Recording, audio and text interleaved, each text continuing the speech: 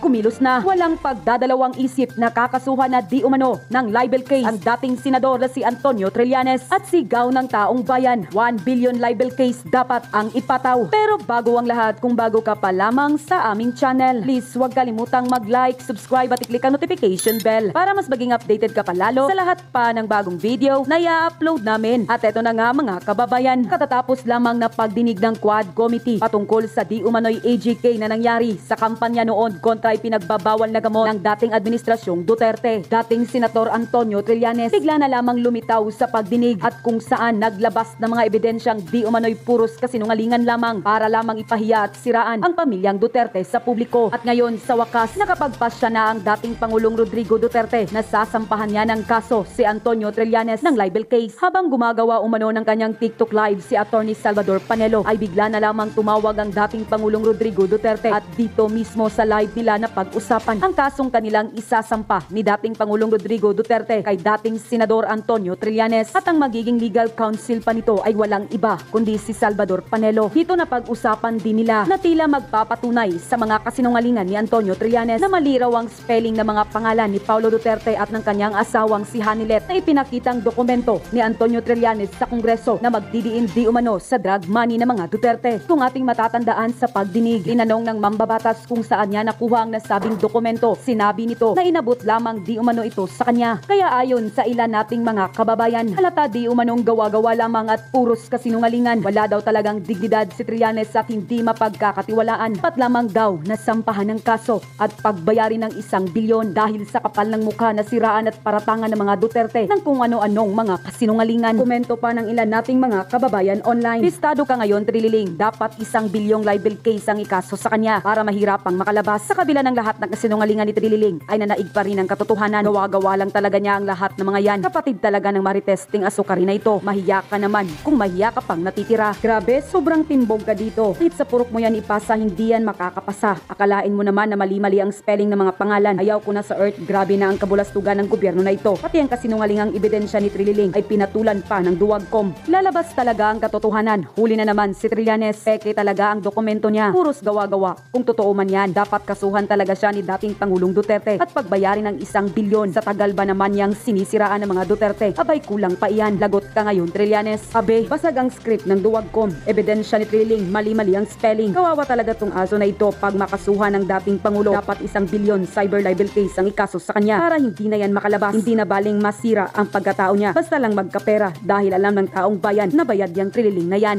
Unquote. Nga pala, binanatan ka ni Noli de Castro. Wala ka daw isang salita. Bakit daw? Sinabi mo, sasayin ka ng waiver tapos kinokontra mo. Kaya binira ko siya. Oy, sabi ko, Noli, ikaw ang pinaka-inutol na vice presidente ng bansa eh. Nagsasalita ka nang hindi mo alam. Alam mo ba ako na yung waiver ni Presidente Duterte? Matagal niya nang ginawa yun. Nung 2016 pa, kinover mo pa nga ako ko. Di ba nagbigay ka ng waiver? Tanda mo yung waiver?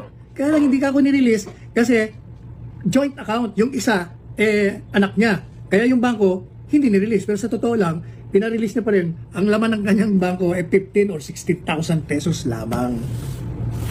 Hindi ba? Tumatawag ko si PRD. Mr. President, kinukumusta ka? Kinukumusta ka ng mga kababayan natin? Live po tayo ngayon sa TikTok.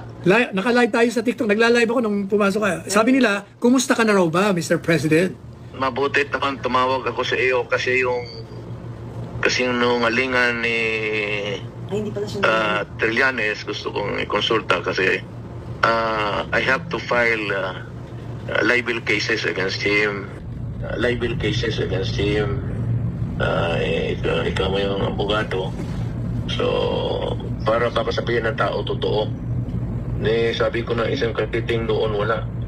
O, totoo yan. Alam niyo, pinapaliwanag ko ngayon dito sa TikTok ko ngayon na walang... Sabi ko nga kung totoo yan, I will ask my daughter to resign as Vice President. At yung anak ko, Mayor, mag-resign dapat. Dapat lang kung totoo. At ako, wala naman akong posisyon. Pero ngayon, para ayaw ko na lang magsalita, basta ako mag-file ng kaso. Patunayan niya sa korte kung puro ka palastugan na figures. Wrong spelling pa yung anak ng patutin. Wrong spelling pa? Alin ang wrong spelling? Ano ba yung wrong spelling niya? Alin ba? Alin ang wrong spelling doon? Oo, yung kay Hanilet, kulang an N, yung kay Paolo, kulang U. Wala. Anong gusto mong gawin ko? Papayala mo ng kaso? Ako, sa iyo. Presidente Duterte, naka Facebook live ako. Naririnig ka ng taong bayan. Totoo. Ay, siya nga pala, tinatanong nga pala nila, saan ka daw ba nagpunta kahapon? Alas 2 na madaling araw, pagkalis natin doon sa, sa Kongreso. Alam mo, ang asawa ko nandito, naghintay. Pero papaalis na rin siya nalit ngayong gabi. Pero teka muna, hindi ka na nagpunta sa kainan? Hindi ka na nag-dinner? Hindi ko na talaga kaya. Pero mo ilang oras yun, 12 hours para. Ano 12 hours? Hindi lang 12 hours yun, 14 hours. 14 hours? 14 kasi, nag-umpisa tayo ng alas 10, natapos tayo alas 2 sa madaling araw. Paano? Di 14 hours. Hindi ko akalain na sa edad ko nito, kaya ko pa rin maglagalag. Hindi, alam mo, sabi ko sa kanila, waking hours mo yun Ikaw gising na gising ka. Yun, doon ako nakalamang. Ako, Night person ako. Ako nga falling asleep na nakakatulog. Buti nga, hindi ako nakita ng quad chairman. Baka nasabi ako, huwag kang matulog dito. Nakatulog nga ako ng ilang minuto. Ako wala naman sa awa ng Diyos kasi night person na ako. Tinatanong nila, bakit daw gusto mong sunggaban si Trillanes? Hindi, alam mo, sa totoo lang, somebody should teach him a lesson in life. Nasanay kasi siya yung magkudita, kung ano-anong kalukuhan ang pinapasok niya sa buhay niya.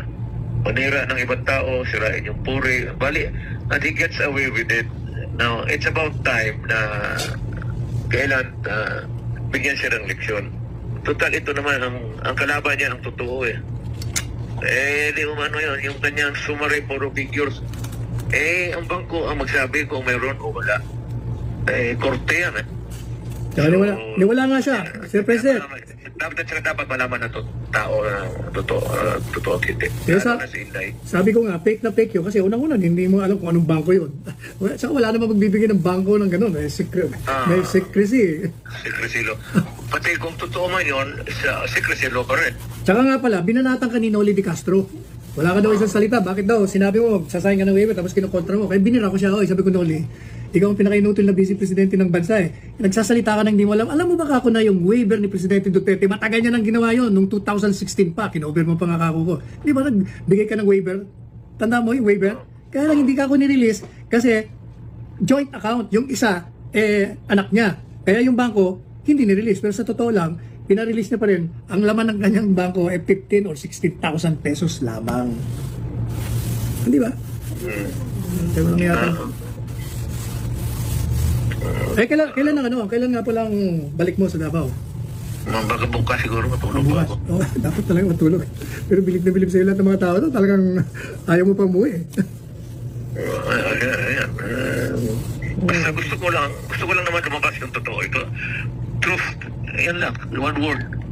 Ano ang katotohanan? Dapat ilabas, lalo na kay Inday. Kasi nandiyan pa siya sa politika. Si Pulong mo, pati si Basti. Especially Inday kasi national siya. Teka muna, Presidente Duterte, sabi nila hindi ka na raw tatakbo mayor? Alam mo sa totoo lang, Sal. Retired na, matanda na ako. Pwede naman matanda na. Kita ko naman 73 lang Pilipinas na kagabi. Ang galaw ko. Pero, yun, 14 hours yun. Kaya, gusto ko na magpahiga. Kaya lang, sa ganitong takbo, kasi itong si Trillanes, talagang Malacanang sponsored yan. Hindi gagalaw yan ang gano'n. Walang pera yan. Ewan, nagtataka ako bakit ang Malacanang na ginagawa naman, wala naman kaming kasalanan sa kanila. Hindi naman ako nag-atake kay Presidente. Pero alam ko na si Trillanes nagtrabaho kay President Marcos. So, pagka gano'n, mapipilitan akong tatabo uli ng mayor. So, balang araw, baka sila umanalo o talo, makikita naman kami sa politika. At tingnan natin kung ano ang sa what lies or what lies ahead in the future. Kailangan mo ng liberate kasi pag hindi kawawa ka, magbuka kang tanga. Kagaya ngayon, kung hayaan mo na ng ganun, totoo matatapos ka sa buhay na ito na ganun ba pero magduda talaga ng tao. Kaya dapat ang mga bangko, pati ang gobyerno magsabi. Hindi ko magsabi, hindi ko sila turuan. Ilabas lang nila kung anong totoo. May pera ako sa bangko.